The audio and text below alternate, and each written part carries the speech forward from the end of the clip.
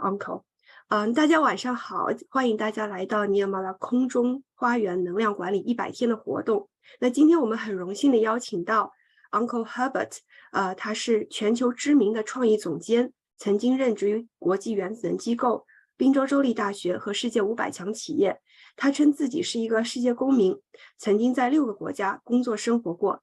他也是一位音乐家，精通很多的乐器，但是他更强调自己的一个身份是一名冥想者。他练习冥想长达40年，灵性深进是他人生当中非常重要的主题。期待他今天给我们带来的分享。It's a great pleasure to have you, Uncle. So you can say hi to the audience. Good evening, everyone, and congratulations to a very special day, your China National Day. I just heard the significance, and I'm glad we all have time to be together. It's very exciting for me to be here.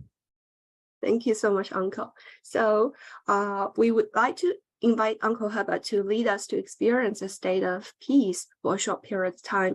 We call this process the self-realization. So, Uncle, now the time is yours, and Minkan will lead you, will translate throughout the process. Thank you very much.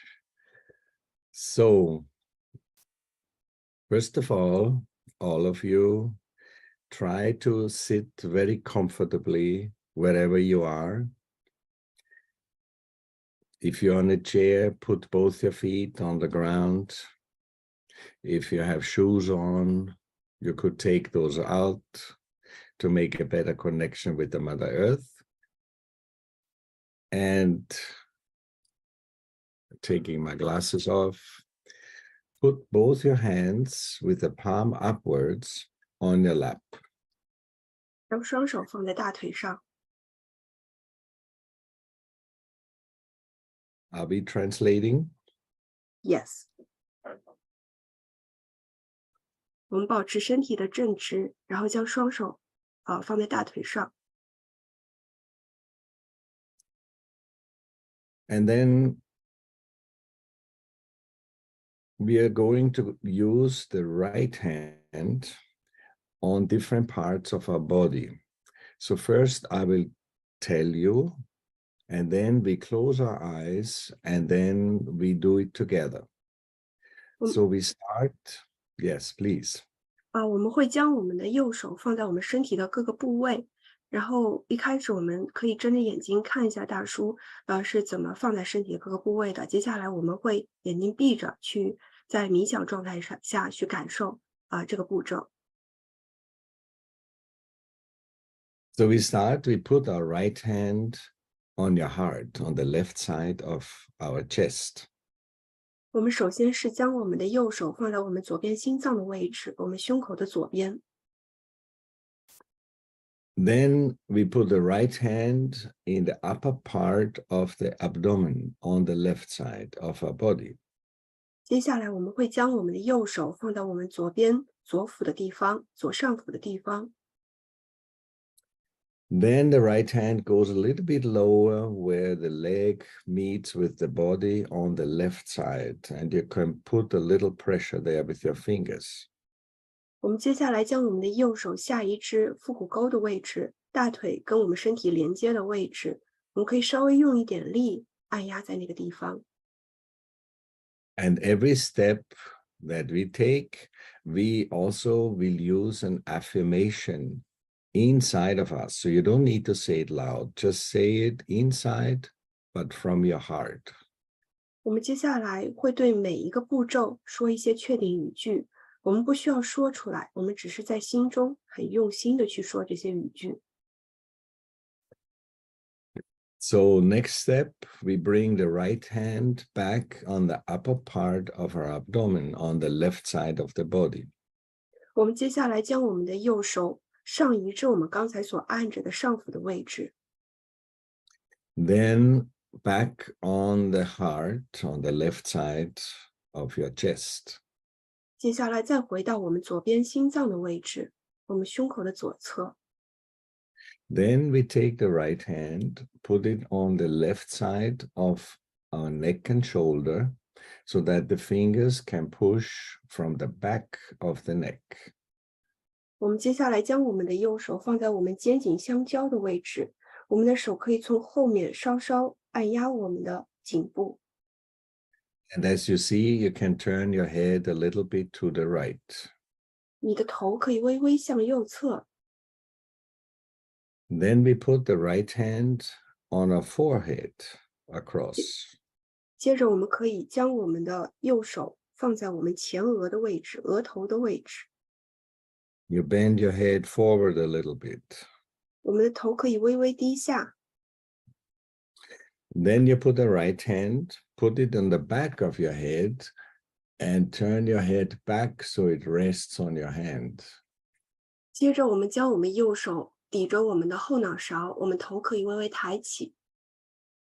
And finally, we take the right hand and stretch it and put the center of the palm on top of the head. So stretch your fingers. 我们最后将我们的右手手指张开，然后用我们的手心贴着我们脑心门的位置。So you can put your hands down again with palm upwards. 我们接下来可以将我们右手放回到我们大腿上。Try to sit comfortably. If you have glasses, you can take them out because we will close our eyes throughout the entire meditation. 我们可以用舒服的姿势坐着，然后戴眼镜的朋友可以把眼镜摘下，因为我们整个过程都是闭眼的。So at this point, I should explain why we are doing this. 现在我要给大家解释一下为什么我们要这么做。You see, meditation is not something that we do, but it is a state of our awareness. 冥想不是说我们去做什么，而是一种觉知的状态，意识的状态。And inside of us, there is a subtle system of energy about which we can speak more in detail later. 在我们的内在有一个生命能量的力量，它可以告诉我们很多关于身体的信息。And at the bottom of the spine, there is a triangular bone called sacrum bone. 在我们脊椎的底部有一块三角骨，在其中，这个三角骨又被称为是剑骨。And inside this bone resides an energy that is not yet manifested, is not active. 在这块三角骨当中，在这块肾骨当中，有一个能量没有被唤醒，还没有被唤醒，还在沉睡的状态。People have known about this energy since many, many thousands of years. 人们在几千万年前就知道，人体内有这样的一个能量，有这样的一个力量。But it was very difficult to actually make this energy active so we can actually feel it. 但是要唤醒这个能量是非常困难的，因为我们要去唤醒这个过程。And as you see, there's a photo of an Indian lady here on the screen. 大家可以看到，就是在屏幕上左上角有一个印度女士的这样的一个形象。Her name is Srimataji Nirmala Devi. 她的名字是施玛塔吉尼尔马拉 Devi 女士。And she has found a way to awaken this energy, and that gives us a physical, tangible experience on our nervous system so we can actually feel it. 这位女士她就是她找到了一种方法来唤醒这个能量升起这样一个过程，然后她这个过程是具体的可知的，就是确确实实在我们身上发生的。So let us start, and at the end of it, I will explain a little bit more what we have just done. 我们接下来会开始这个过程。那在这个结束之后，叔叔会简单介绍一下这个发生了什么。So put your hand on the right side of your chest where your heart is. 我们可以将我们的右手放在我们胸口的位置，The 胸 left, 口左侧的位置。the left hand is open, palm upwards on your lap. 左手只是打开放在我们膝盖上， Now close your eyes. 眼睛闭上。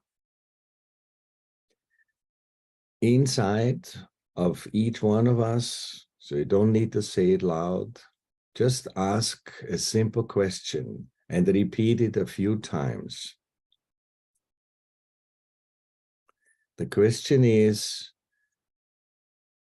Mother, am I the spirit? 我们在心中默问这样的语句：母亲，我是否是一个灵？ We are addressing this dormant energy in our sacrum bone with Mother. 我们将这个蜷缩在我们三角骨当中的这样的一个生命能量，我们将其称之为母亲。 And with spirit, we mean the power of life, the energy that makes our body function, everything that we call life. Is this really who we really are, or are we something even beyond that level? 那个我们称之为灵的，是那个成就所有的生命的运作的，这是我们生命的本质。 So, Mother, am I the spirit? 母亲，我是这个灵吗？ Now let us move the right hand lower on the left side of our body to the upper part of our abdomen. 我们接着将我们右手下移至我们上腹部的位置。 Here we say, Mother, am I my own master? 我们在这里问母亲啊，我是我自己的导师吗？ And you can repeat that a few times. 你可以在这里多重复几次。 Am I my own master? 我是我自己的导师吗？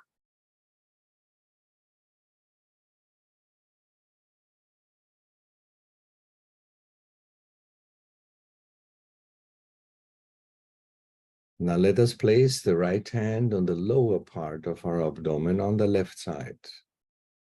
我们接着将我们右手放到我们下腹部的位置。 So here is what we call the true knowledge already that exists within us. We are just not yet aware of it.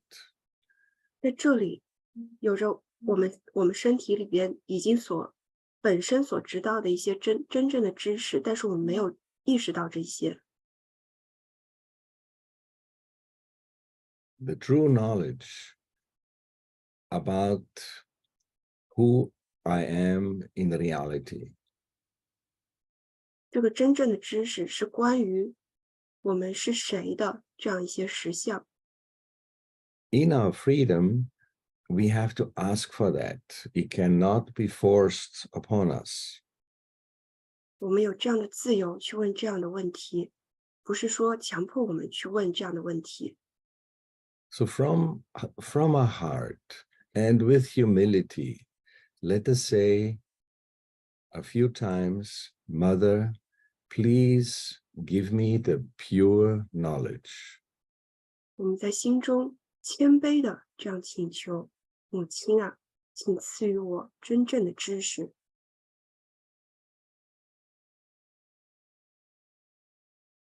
Say it with sincerity and with full confidence. 我们真诚的、自信的去说。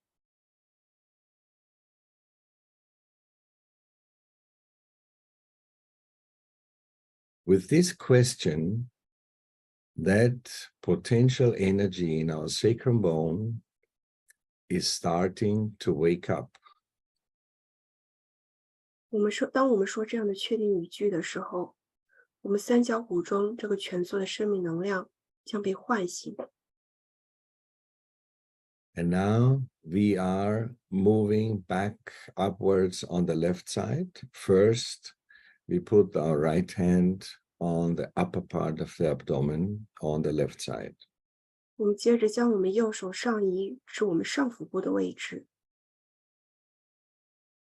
Here, with full confidence, we say now a few times, Mother, I am my own master. 在这里，我们自信的多说几遍：母亲啊，我是我自己的导师。Mother, I am my own master. 母亲，我是我自己的导师。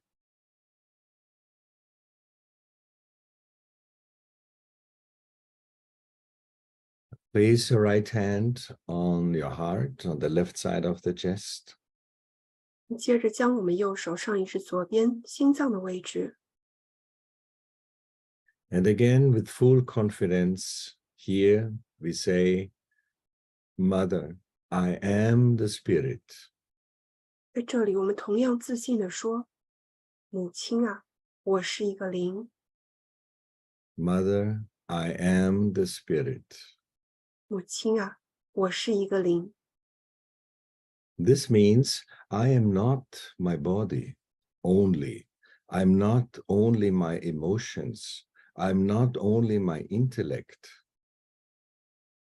这就意味着我们不仅仅是这个身体，不仅仅是这个情绪，也不仅仅是这个思维、这个智力。But in reality, I am an eternal being. 从实相的角度来看，我们是永恒的存在。That we simply call the Spirit. 我们简单的称之为灵。There are other words in many different cultures, and maybe in China you have a special word for that as well. 可能在不同的文化中，可能在中国的文化中，对这个这个存在有不同的称呼。Now take your right hand and place it on the corner of your neck and shoulder on the left side so that your fingers can put some pressure from the back on your neck. 我们接着将我们右手上移至左边肩颈相交的位置，我们的手可以从我们的颈后微微施一点力。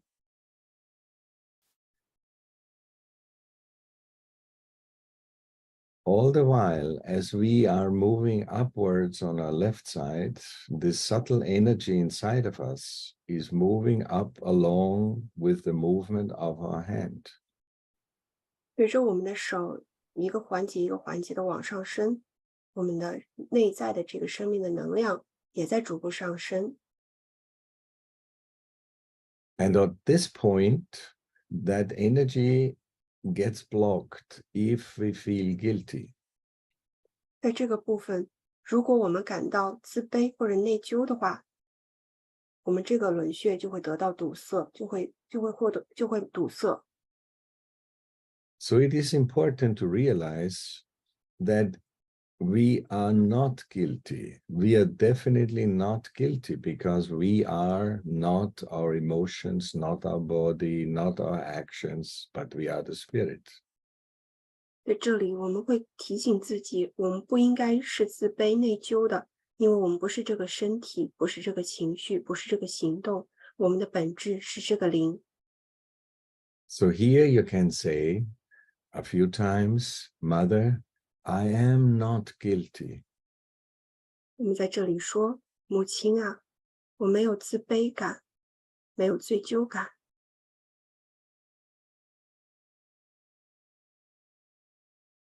Say it with full confidence. 你在这里充满自信地说。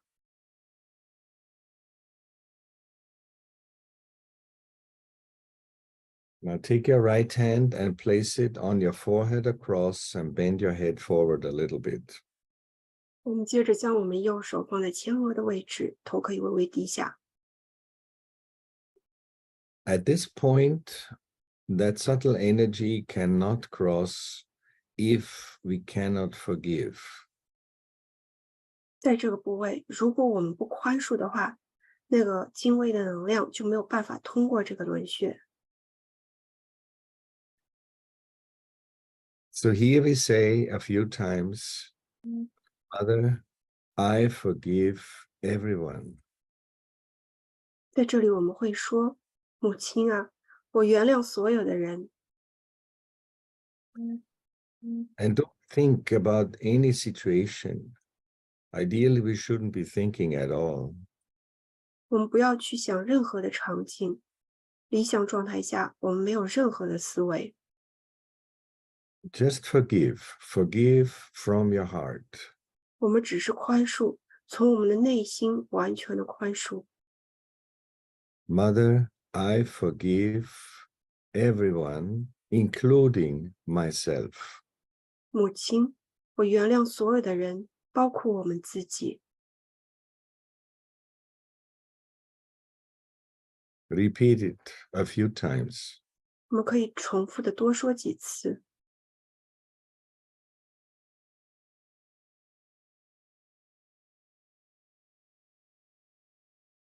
Now take the right hand and put it on the back of your head.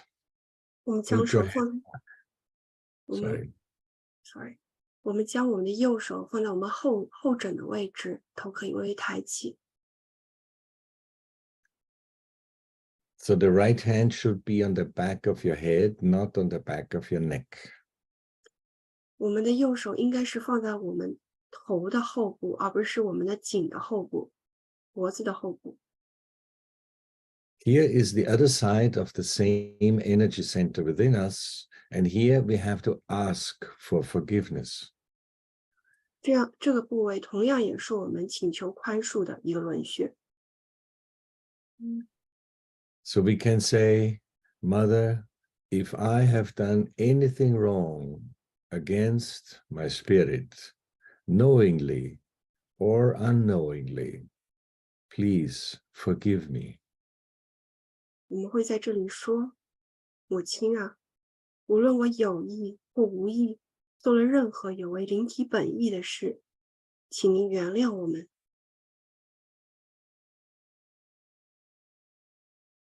Please forgive me. 请原谅我。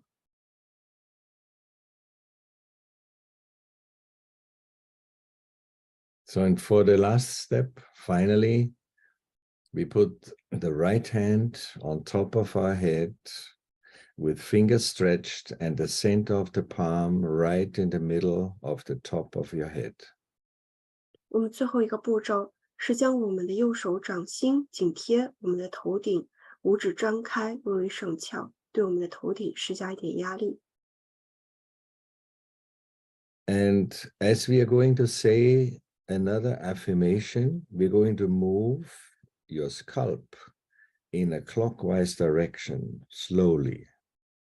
我们会带动我们的头皮顺时针旋转，我们慢慢的旋转，我们同时也会说一些确定的语句。As human beings, we have freedom to choose whatever we want. 作为人类而言，我们有自由，有权利去做任何我们想做的事。So here we have to ask for the state of meditation, the state of self-realization.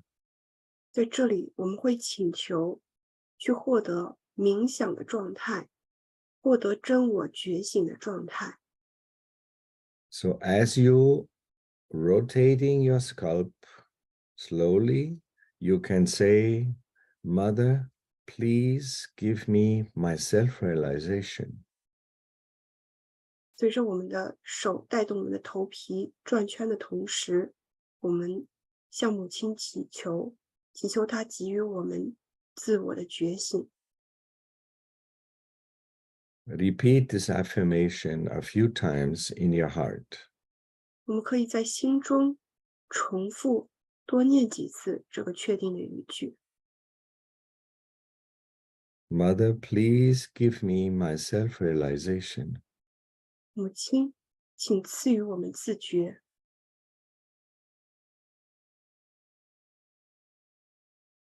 So that's all. that we have to do. Now you can take your hand down. You can open your eyes if you wish. 这就是我们所需要做的所有的步骤。我们可以将我们的右手放下，我们也可以把眼睛睁开，如果你想要的话。Now let's take the left hand and put it above our head, a few inches or centimeters above our head. 我们可以将我们的左手举起，大概在我们头顶几英寸的地方，几厘米的地方，我们去感受一下。And you can move your hand a little bit back and forth. 我们可以将我们的左手前后左右去感受一下。And see if you can feel a cool or warm flow of energy coming from your head. 我们去感受我们头顶是否有冒出微热或微凉的气体。If you can feel it, either cool or warm, you can also try a little bit higher, as high as you can feel it. But let's see if you can feel anything. 我们首先先去看我们能不能感受，如果能感受到一点微热或者微凉的风的话，我们可以将我们的左手再举起，再高一点，我们再去看一下，在更高的地方能不能感受到这个能量的状态。Now let's change the hand and try with the right hand. 我们可以换一只手，用我们的右手放在我们头顶去感受一下。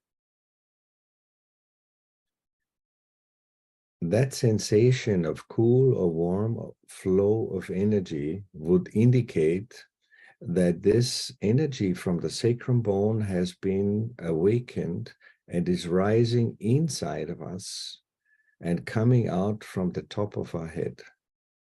我们如果能够感受到这个微热或者微凉的气体的这个感受的话，就说明那个在我们三角骨当中的生命能量已经被唤醒，它在我们的身体当中已经运作，并且在我们的头顶被我们感受到。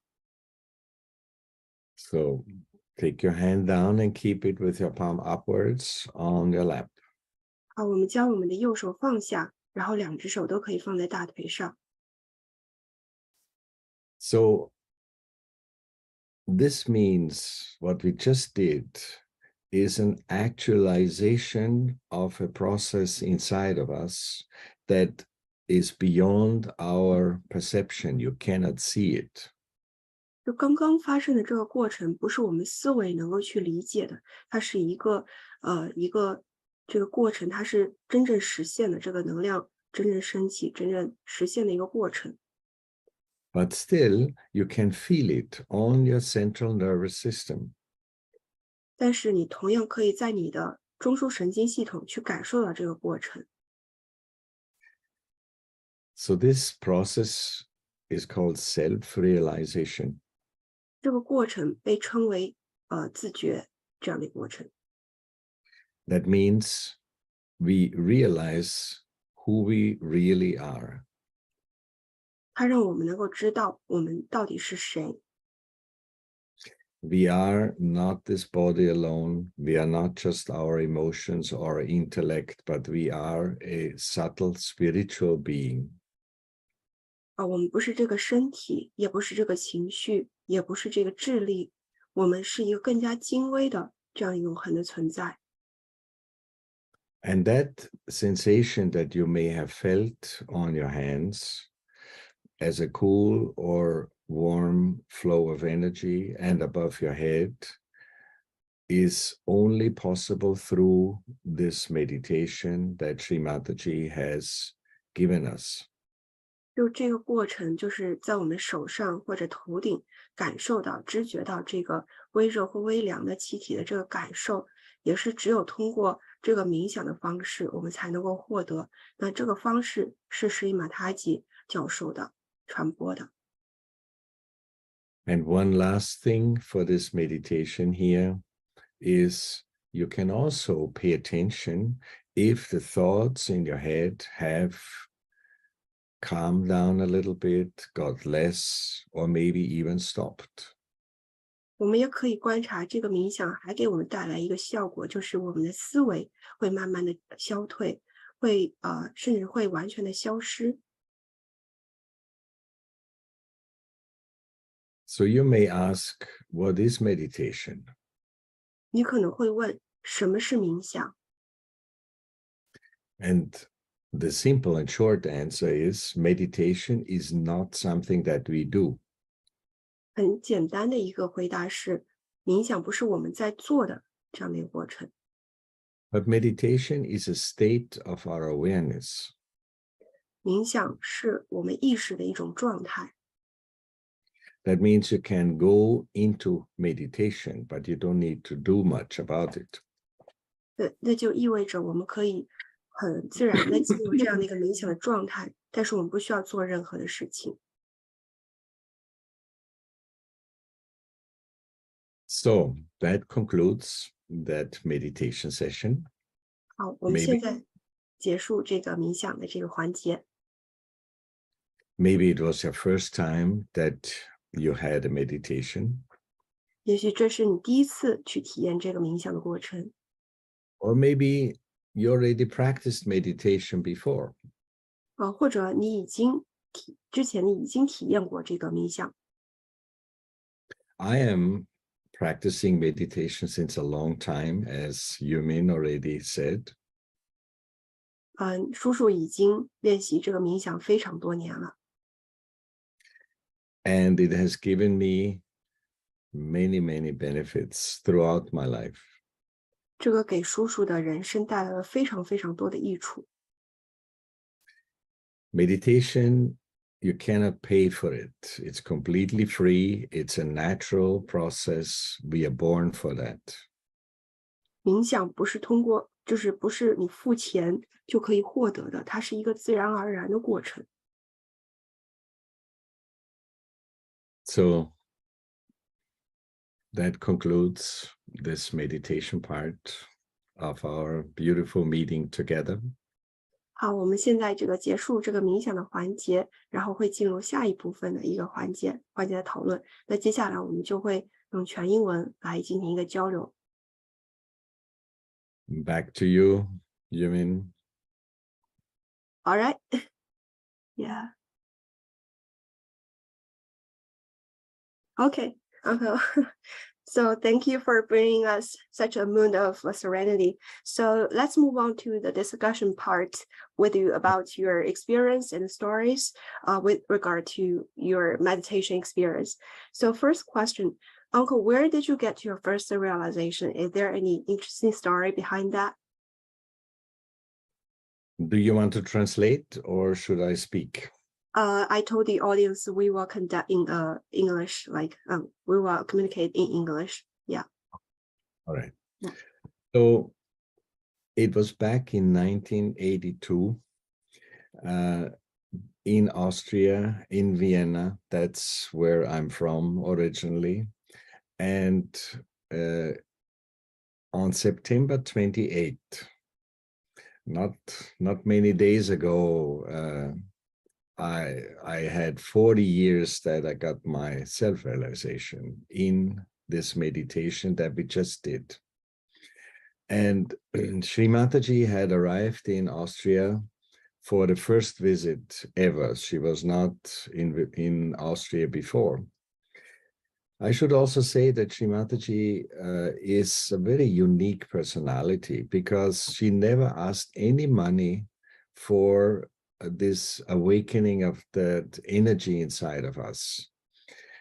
And she traveled all around the world in many, many different countries, including China, to tell the people about this opportunity to awaken that energy inside of us and help us to get to that state of meditation. So on September 28 in 1982, I met her in a public program in Austria, and the experience was really very, very profound. I did not know anything about meditation at that point. I always thought in meditation you have to chant some mantras maybe, or make some, create some exercises, but basically I didn't really understand what it means. And then she took us through a similar experience that we just did now in our meditation. And when I put my hand above my head, I could feel a cool breeze. And I thought, well, how is that possible? And then I realized that in my head it was very silent. The thoughts have subsided, and we call this state when you don't think as thoughtless awareness. That means you're very aware, but you don't need to think. So you go beyond your level of thought. And long after Sri Mataji had left the hall, there were like several hundred people there. I was still sitting there. I simply forgot to get up. And because it felt so relaxing, so peaceful, and that feeling was new to me. It was very pleasant. So I right there and then decided I want to learn more about this meditation. And that's how it started. Interesting. So did you set your mind to practice this meditation afterwards, or did you have experienced something? Well, as my normal life was still very much in the forefront of my attention, going out with friends, having parties and this and that, I forgot that there were follow-up meetings that had been offered in that meeting with Sri Mataji. And so after maybe 2 or 3 weeks, I remembered it. And then I went there, and the people that were helping with these follow-up meetings were very friendly, and they explained why meditation is so important. And then we continued that journey in meditation, and right there and then I knew that this is something I really want to learn more and practice more and eventually master it. So as you mentioned, it brings a lot of benefit to your life as well. So Uncle Herbert, you have been accompanied Sri Mataji for such a long time. So even especially your experience with her in Beijing in 1995, the Women's Conference. So is there any interesting story you want to share with us as well? Yes, that definitely was a very important moment in my life, and maybe in many other people's lives too. Sri Mataji was invited at the United Nations Women's Conference to speak. And there was no real Sahaja Yoga meditation yet in mainland China. And so at that time, I was working in Hong Kong, and a few of us went with Sri Mataji to help prepare and also work with her. And we organized in the hotel where she was staying a program for people to come and get the same experience that we just went through. It was very difficult at that time because the Secret Service was very concerned if many people came together in that hotel. But eventually, we were allowed to actually move forward with that program. And I remember in that program, Sri Mataji spoke in English, and it was translated. And if you have an opportunity, that video exists and you can find it of what she was talking about. She spoke for a long time, maybe 2.5 hours, and she praised China in a beautiful way about the spirituality and the depth of the history. And she compared India and China as very similar in the spiritual depth of the culture. And there were 2 ladies, I remember, sitting in maybe the second row or so in the front. And both of them had a notebook, and they were writing down everything that Sri Mataji was saying. probably in Mandarin. And at the end of the program, everybody got up and Sri Mataji was about to leave. And these two ladies got up and went forward to meet her. And we were not sure what their intention was. So I went there and tried to ask what they want. But Sri Mataji indicated, no, let them come, let them come. And so these two ladies asked with translation, Sri Mataji, can we hug you? You know, hug, hug you. Sri Mataji smiled and said, yes. And so one after the other, they were hugging Sri Mataji and thanked her for this meditation. And then they had their notebooks in their hand and they opened it on the last page and asked Sri Mataji, can you please sign what we have written? So Sri Mataji was looking at me and she said, it looks like I have become a film star now. And she signed both the notebooks. There is a picture that can be shared about that. And then, so here's the real amazing story now. So this is just the introduction. Many, many years later, I can't exactly say, maybe 15 years later, 10 years later, I am at a meditation meeting in the United States, where I'm living now, in a place in the countryside called Kanajohari. And you were there too. And at the end of a meditation, one lady, Chinese lady, came to me and talked to me in Mandarin, which I do not understand. At that time, I think about 20 Chinese people were there, traveled all the way to attend this meditation meeting. And you mean you were luckily noticing that somebody is talking to me and I didn't understand it. So you came and translated for me.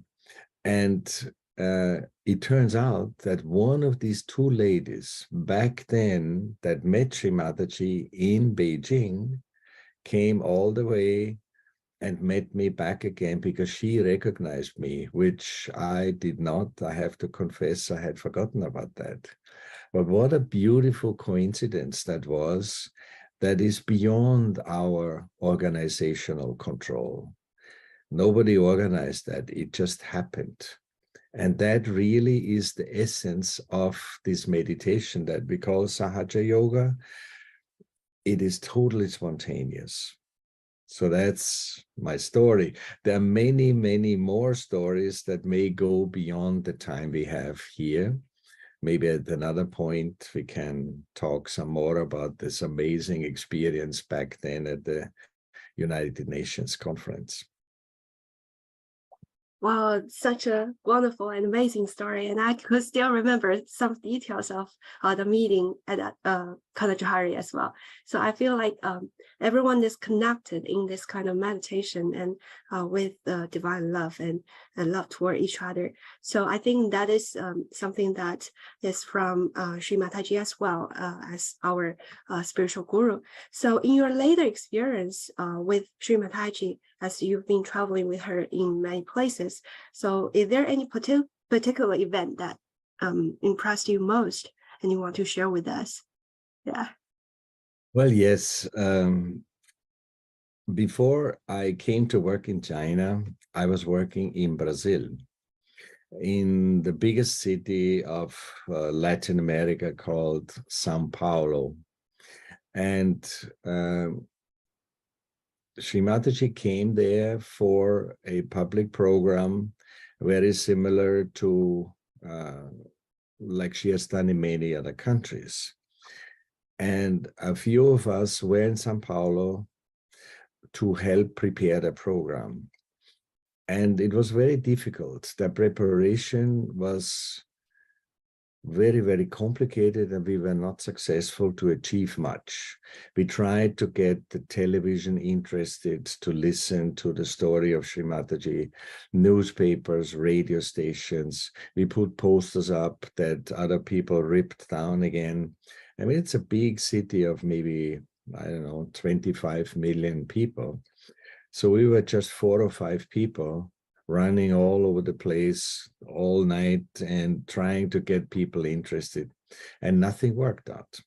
So I was a little bit desperate because I knew Sri Mataji is traveling so much, and now she's coming to this city, and maybe nobody knows that she's here. So on the morning when she arrived on the airport, I traveled to the airport. It's very far away, about 2.5 hours. And when Sri Mataji arrived, she was very happy. She was very joyful. She was talking from the program she had just attended before in a different country.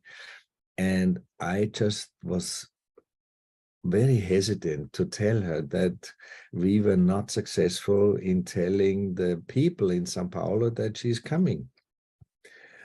So I didn't say anything. I felt a little bit shy, and also, yeah, so it was difficult. And as we arrived at the hotel, everything was prepared, and Sri Mataji could take a rest or take lunch. Everything was there. Instead of that, she said, let's go shopping. And it was a Sunday, like it is today. And in Brazil, on a Sunday, most shops are closed. And I asked Sri Mataji, where would she like to go shopping? And she said, let's go to the center of the city. And I knew that in the center of the city, there are not many shops. It's more an organizational center, you know, where the offices of the government are and things like that. So she said, let's go to the center of the city. So we went in the car, and I was driving. Sunday morning, there was not much traffic on the highways. But as we're getting closer to the center, more and more cars were on the road, and eventually we got stuck in a traffic jam. And so I rolled the window down and asked the person in the other car, what's happening? Was there an accident or something? He said, no, no, no. Don't you know? Today is the day when all the artisan people, so the artists that create beautiful things by hand, they are all from the whole country. They are in the center of the city, and tens of thousands of people will go there. It's a huge event. I didn't know about that. Sri Mataji was sitting next to me in the car, and she was just smiling.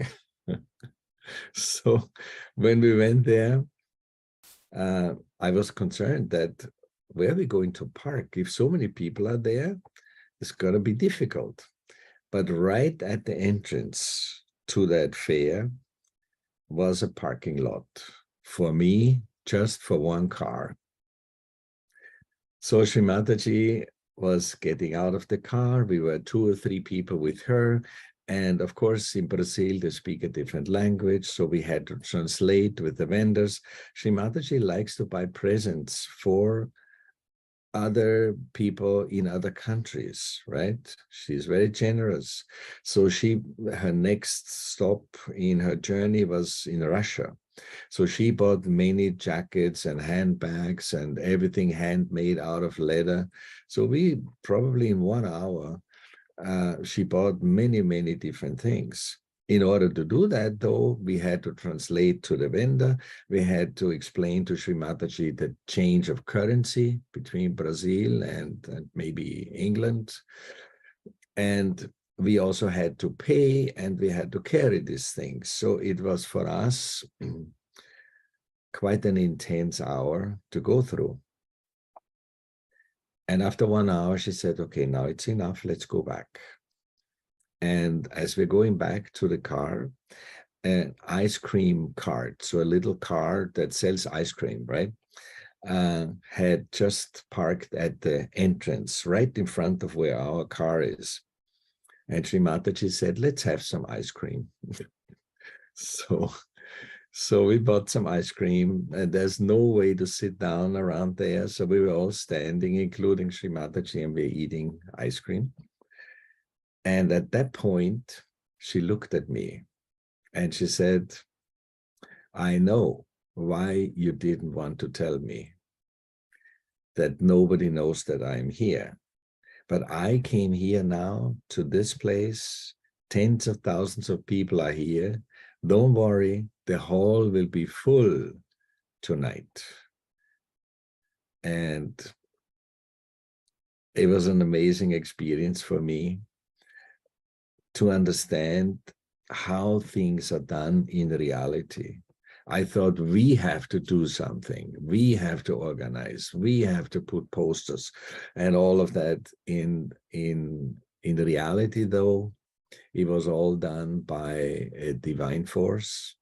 And the hall really was full. I mean, full to the point that people were sitting in the stairs, in the hall, in the side, you know, everywhere where people could sit were there. And newspaper, radio, television, all of them were there. Those that had said no to us for the longest time, they all came. So to realize that I am not the doer, and there's a much bigger force behind me that does everything, that was a very deep experience for me. Thank you, Uncle, for this story, which is both amazing and inspiring as well. And for to inspire us, we are not a doer, and who is the real doer is the divine force. I think that is really impressive. So, as you mentioned, you've been living in Brazil. You also live in Hong Kong, China, and also in Austria. So you've been living in many countries. So, what's your impression of seekers and yogis in different places? Are they similar or different? Can you share any story behind that? Well, that's going to be a shorter story, but I would like to stay for a moment still in Brazil, because after Sri Mataji had left, a few of us stayed there and did follow-up programs to help new people that came to this program to better understand what this meditation means for them. And back in Europe, where I'm coming from, we had learned a special way of doing these follow-up programs. We talk about the subtle energy system, energy centers inside of us. What does this mean, and how does this all work together? And so it's very technical. So I'm standing in front of about 150 people. In my broken Portuguese, I'm telling them about all these complicated things. And you could see in the faces of these people that they are not with me. They're not interested. So I didn't quite know how to deal with that. But then in the end, somebody in the back was raising their hand. Brazilian people are very polite. So they gave me a long time to realize that they didn't really follow what I'm saying. So the person in the back raised the hand and said, yeah, this is all very interesting what you're saying, but who is that lady on this picture there that you have next to you? She smiles so nice. Can you just tell us more about that? And then I realized, oh my God, Brazilians are very emotional people. They love to hear stories about the mother. And so I told them stories about Sri Mataji, and suddenly the faces in the room changed. Everybody was paying attention. Everybody enjoyed it. So for me, this was a lesson to learn, because I thought, okay, so it's important that everybody knows how the system works when this energy rises. But for them, it was not important at all. They just wanted to hear about Sri Mataji. So That's quite interesting. And people in different places, they have different qualities and characteristics, and that may have some link with the spirituality and spiritual pursuit as well. So another question for Uncle is, maybe many of the audience didn't know that Uncle is also a musician as well, and you know many music instrument all over the world. So can you please show us like what's the role of music in spirituality, and what's the connection between music and spirituality? Can you explain a little bit on that? Yeah, this is a very good question, because it's true. I have been a musician before I started this meditation. And it's interesting, it's entertaining, it is funny sometimes, and sometimes emotional. But I had very little understanding of what I'm going to say next, because in Sahaja Yoga, I learned that every note on the scale, we have different words for the different notes of the musical scale, right? But every note is connected to one of the energy centers inside of us. So in other words, when you know that which note is connected to which energy center, you can then help, even with music, to bring balance on a much more subtle level inside of us than it would do with medication or with other treatments, because you go right to the source where a problem may be. We haven't talked much about that subtle system, and maybe we do this at a different time, but there are ways to influence that energy inside of us, that flow, and music is a wonderful way of doing that. So that was new to me, and since then I have learned to listen to music and also make music in a very different way. Thank you, Uncle. I think music is a very important part in spirituality and in meditation as well. Maybe we can make another program specifically on music, and then we will invite Uncle like to lead us to give treatment to each chakra and do the meditation as well. So another question for Uncle is more practical point of view. So for ordinary people, it will be easier for them to seek spiritually when they're in bad times in their when meeting the obstacles, but it will be like harder. It seems to be harder for them to remain in that status in good times. So what would be your advice to them, and what meditation supported you in ups and downs in your life? Can you explain a little bit on that as well? Yeah. Well, this is a very good question. I think the first thing to remember is meditation is not a ritual. It's not something that you automatically do, like in our world, you go to church, maybe in your world, you go to a temple and you light an incense. These are all outside rituals. But in Sahaja Yoga, meditation is actually a way to get into that state of meditation.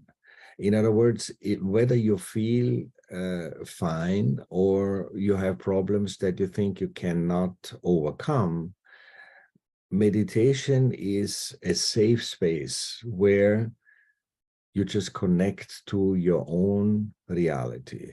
So there's no real reason to be nervous or frantic or desperate or depressed, because in meditation, all of these sensations go away. You feel peaceful, you feel relaxed, you even can feel joy that comes from a deep source inside of us, and not because you have a new toy that you're happy with. So problems move into a different dimension where you just watch them, you just see them, but you don't react. It doesn't influence you. It doesn't make you desperate or any of that, but you just see them. And as you are a little bit removed from it, it's much easier to see a possible solution. Because if you're in it, it's often very difficult to even think straight, simple, but you are overcome by these complications. So witnessing, seeing it from a distance is a very important benefit of this meditation. We call it thoughtless awareness, as I mentioned before. So you look at something, but you don't react. You do not react. And in this state, it's much easier to actually see where the solution is. So meditation helps you. Meditation helps you to solve your own problems. Thank you, Uncle, for your very good advice to us. And as we experienced in the first part, the vibration, the so-called cool breeze that coming out of our head and our hands are very straight, maybe very new to the people who experience this for the first time. So, but actually in meditation that we experienced is the vibration is very important. So it gives our guidance, help us to know like how what's the problem of our own body. Is there anything disorder? So but some people are kind of really attached to this kind of vibration, and they feel anxious if they couldn't feel any vibration.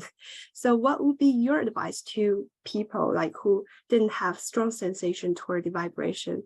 How do they clean, and how do they making decisions in secular life? That's a very good question. First of all, as you mentioned, anxious.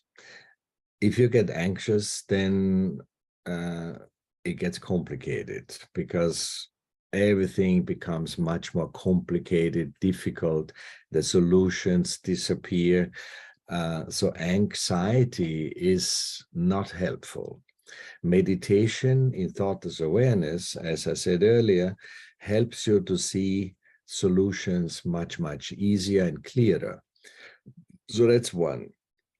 If for some reason you are not able to feel either cool or warm energy, and we are not going into detail today what cool and warm means really, but the fact that you may not be able to feel anything on top of your head or on your hands could have several reasons. One of them is if this energy center here at our neck is not in balance, then on the nervous system level, from the central nervous system, the nerves go into our hands from that level. So if this energy center is not balanced, then the sensitivity in our hands is greatly reduced, and you may feel very little or nothing at all. But there are other ways. And that's the beauty of Saja Yoga. There's always another way. One is when you feel your energy, Kundalini, coming out from the top of your head, you are connected to a larger dimension. I didn't say that earlier because I didn't want to make too complicated statements. But the point is, our existence, our individuality gets connected to a larger dimension, very much so like you have maybe a screen in front of you that is plugged into the mains, the electrical plug at the wall. If it's not plugged in, this screen doesn't do anything. But once it's plugged in, it can do things it couldn't do before. And so that meditation is sort of plugging us into a larger dimension, which also means that other people could help me feeling this energy that they may feel, but I cannot feel. So other people can help me to bring all of this into balance. And then once this energy gets into a balanced state, I may be able to feel vibrations. That's number two. And then there's a third one. Feeling vibrations is really, let's say, a beginning of it. Because in the end of the day, you get to a point where you just look at something and you know. In other words, if you look at my shirt here, it has white and blue stripes, right? You just look at it and you know. We don't need to talk about how did the stripes get there, who made it, who bought the shirt, how much did it cost. All these questions are not relevant. You just look and you know. So eventually you get to a state in your meditation when you just look at something, including yourself, and you know what problems may be there in that person. So you don't always need to use vibrations to figure out what problems are currently there. But if you reach that level where you just look and you know, you don't need vibrations. I'm saying this because Sri Mataji has told us that. So vibrations is sort of an intermediary state that makes it easier to diagnose what's going on inside a person, inside ourselves, or in our environment. But eventually we should be able to actually just look and know. So that's my answer. Thank you so much, Uncle. I think that's also a power of spontaneity as well, I think. So I think I finished my time and I will leave the time to Minkang, and she also prepared some questions for Uncle as well. Yeah, thank you, Uncle.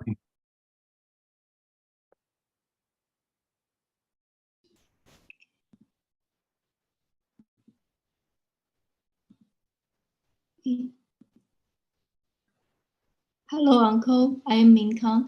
Would you please, the host, would you please help me to open my video?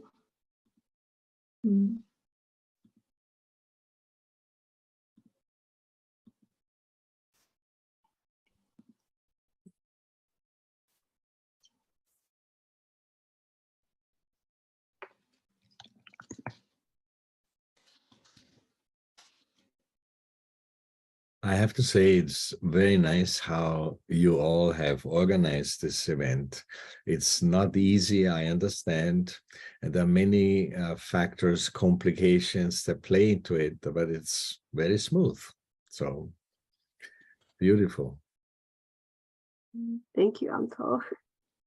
And I think Minkang has to go through a little bit technical support as well. Yeah. Could it be that the video is turned off on that side?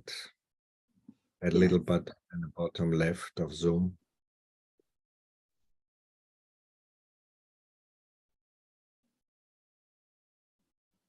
Yueming, how about you go on with the questions? Because I cannot open the video and I think it will be better. But we can hear you. Okay. Hi, Uncle Herbert. Thank you for your sharing, and we are really we feel really we learned a lot from your rich experience and your particular view about meditation. So you just talked about meditation will really shape a person in a great way.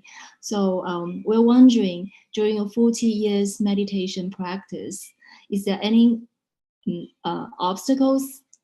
What was the most difficult thing for you? Well, yes, there are always obstacles, right? So you can imagine, I'm a very visual person because I'm also a designer. So I give you a picture to hopefully better understand what I'm trying to say. A journey on that subtle level with meditation and to better understand who I'm really in reality sometimes hits road bumps. because of outside factors, or even I don't see a solution, I don't know what to do next, and things like that. But after some time, it happened to me too in the beginning. After some time, I realized, though, that the journey is like going up a staircase. And if you think that the journey is on a flat road and not going up, then the next step is an obstacle, because you want to go straight ahead without any effort. You're comfortable on that level, and suddenly there is a wall in front of you. But if you take the next step, meaning you find a solution, you actually move one step up, so that what looked like a wall before that you cannot overcome is simply just another step on your journey. So if you find a solution, you learn from that solution.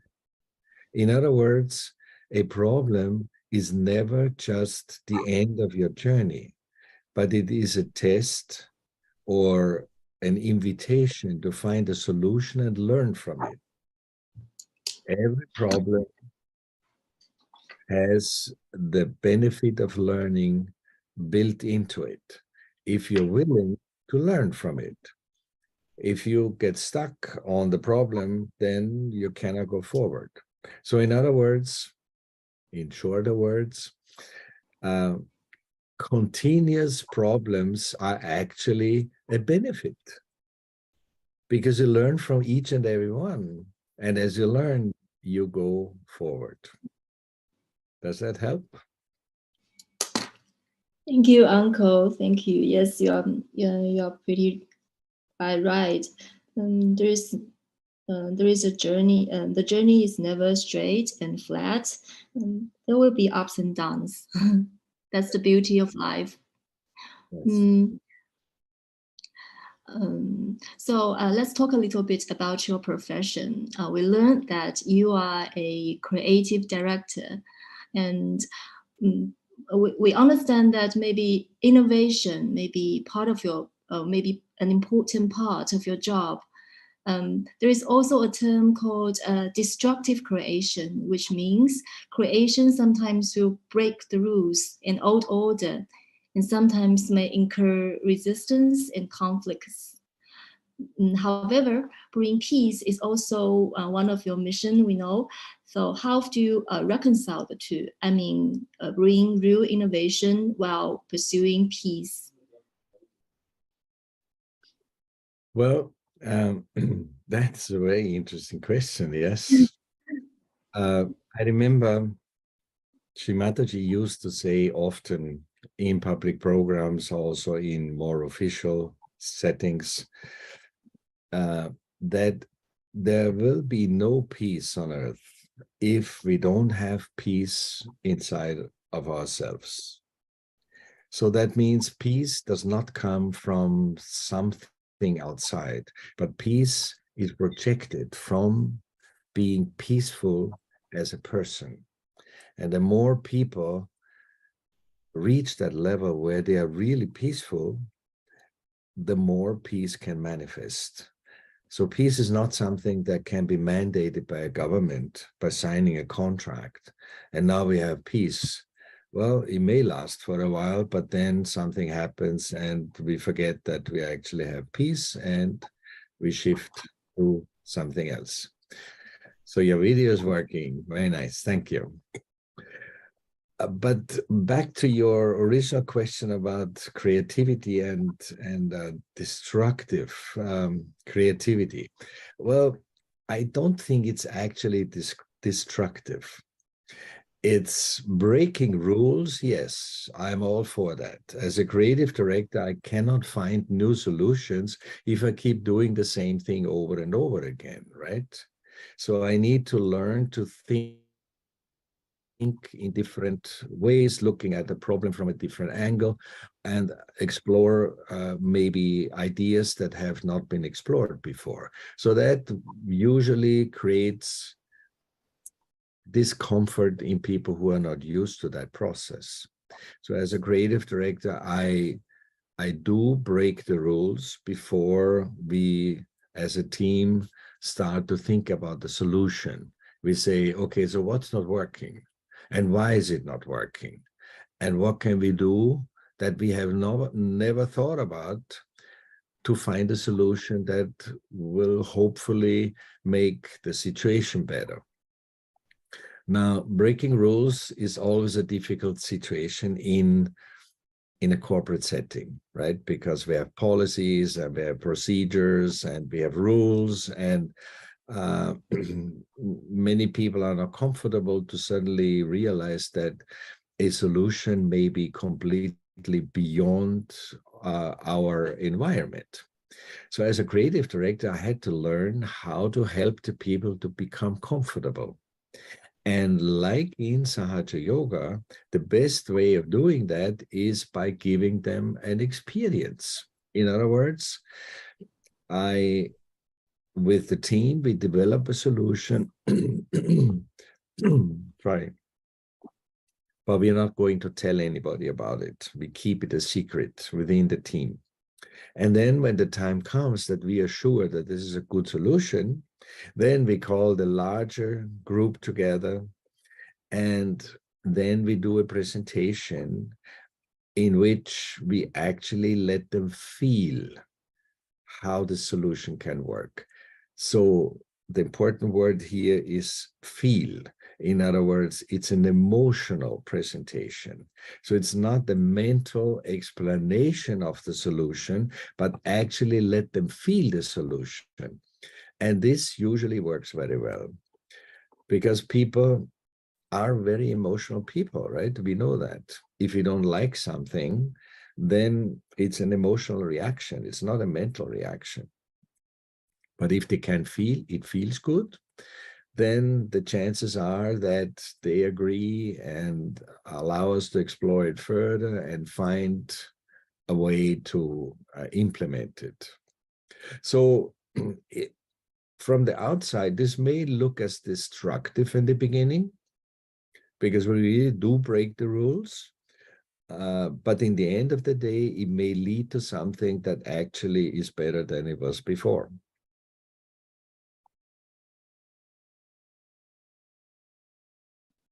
So actually, this innovation will finally improve the situation, especially with the help of meditation. Another another question is, actually, it's also about inner peace. You talked about inner peace just now, right? Actually, there is a lot of discussion right now about inner peace.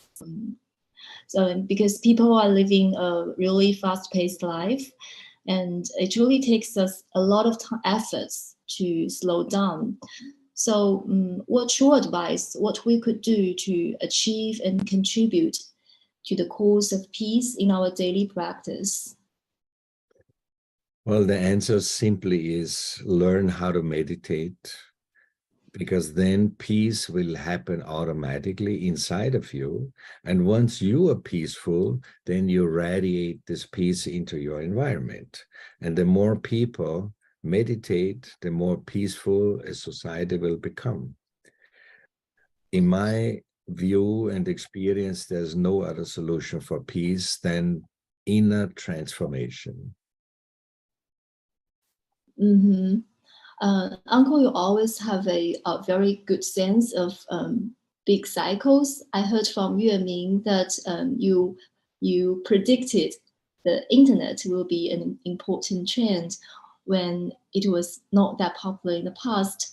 You also mentioned as humankind, we are evolving from intellectual being to spiritual being. So is there any connections between the two? Which is the evolution of human being and the evolution of the big cycle.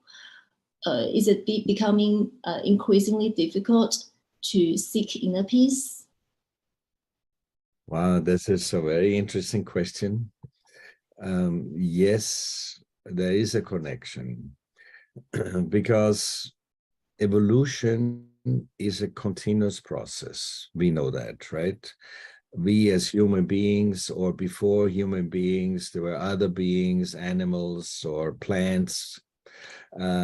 It's an evolution that never stops.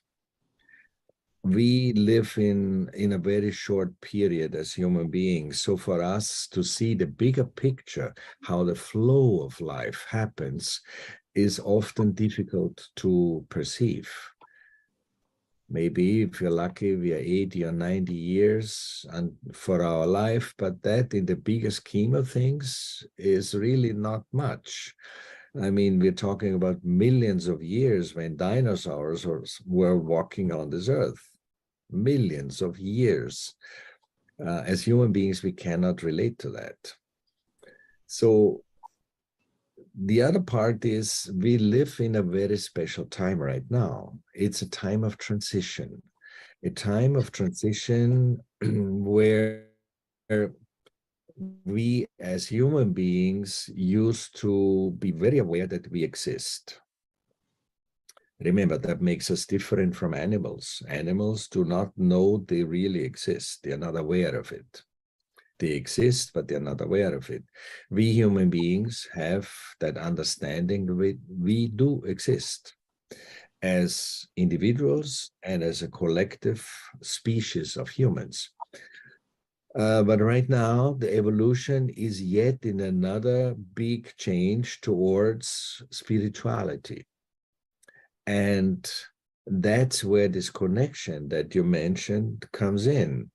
Because if you think about your grandparents or maybe your grandparents, if you would explain to them what we are doing right now, they wouldn't understand. Somebody from United States is talking to you in China using a computer and the internet.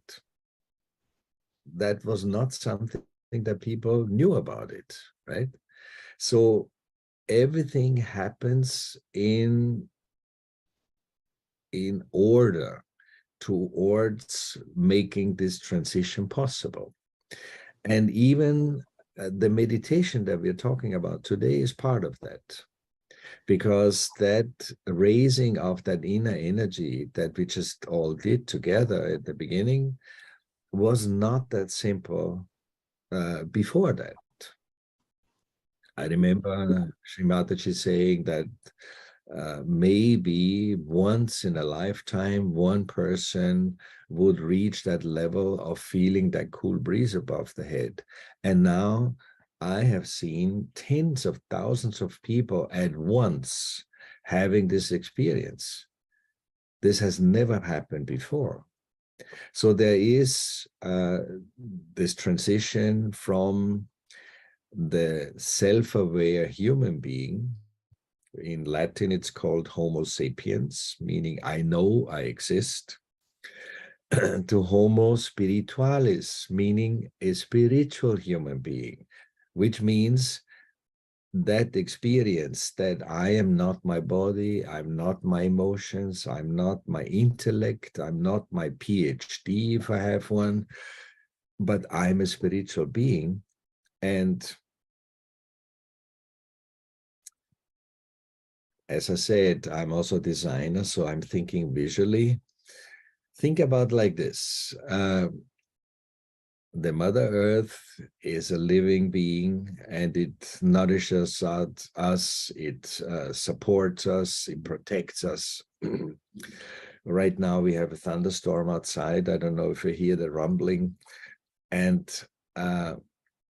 in the clouds of the rain, so the water has evaporated, the water now is in clouds, and then it starts raining.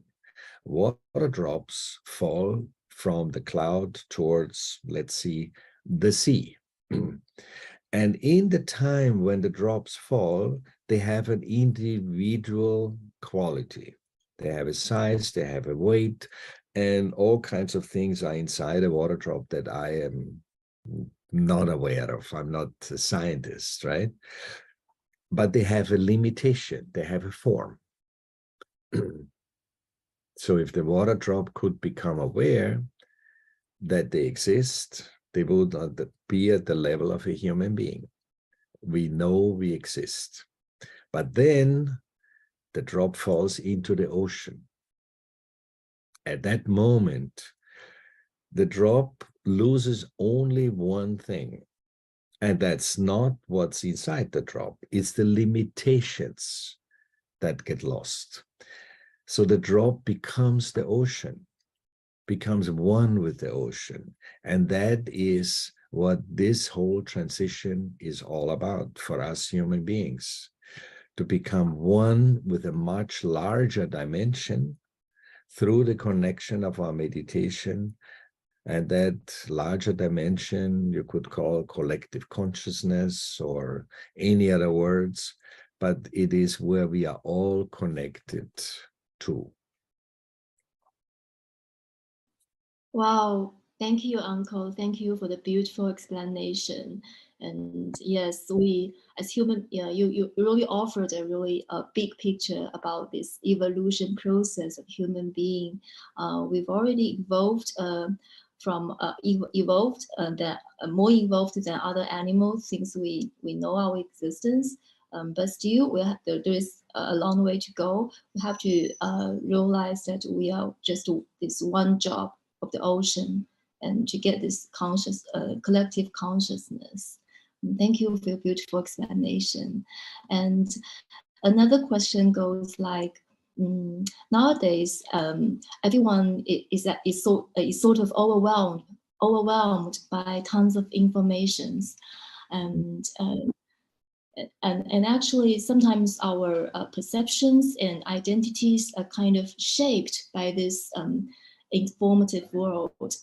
How to find oneself, what to believe, and how to formulate the sense of discretion without being constructed by the outside world. Is this effort important and meaningful to maintain an internal value system? Well, that's a very deep question.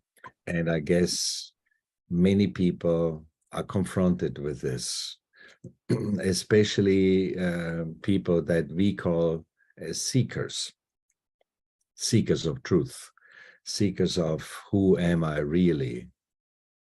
And in a way, the only solution that I have found is the state, being in that state of meditation, as we said earlier, because the peace comes from within.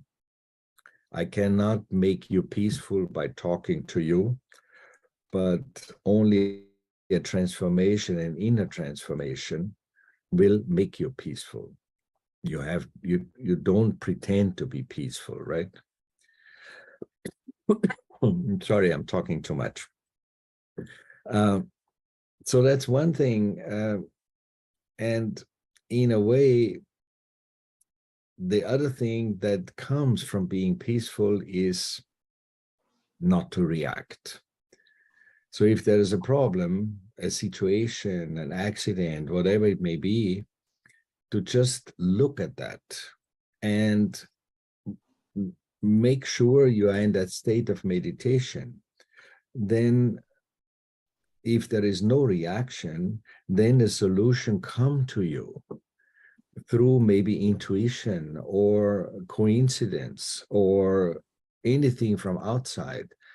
Remember, like when I told the story about Sri Mataji going shopping in Brazil, and I was all worried that we have no solution. Sri Mataji has not been publicized, but the solution came from outside. She went shopping and invited everybody there. I didn't do anything. I just watched it. And it was actually very beautiful to watch, very joyful.